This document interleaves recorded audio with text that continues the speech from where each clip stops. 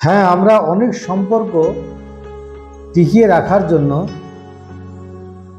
মাথা নিচু করে থাকি, অনেক অপমান সহ্য করি, অনেক স্যাক্রিফাইস করার পরেও কিন্তু সেখান থেকে তাচ্ছিল্য, অপমান, অপবাদ, সমালোচনা সব পেয়ে থাকি।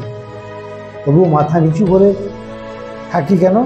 সম্পর্ক টিকিয়ে রাখার জন্য। আমি বলবো এটা ভুলে যান, এই সম্পর্ক থেকে বেরিয়ে আসুন। যে সম্পর্ক রাখার জন্য আপনি কেঁদেছেন, কিন্তু অপরপক্ষ সেটা বুঝতে চায়নি, জানতে চায়নি কেন আপনি কাঁদছেন, কেন আপনার দুঃখ, কেন আপনার অবসাদ। তারা শুধু আপনাকে নিয়েছে আপনার কাছে, দিতে পারেনি কিছু। তা আর মাথা নিচু করে নয়, মাথা উঁচু করে বেরিয়ে আসুন।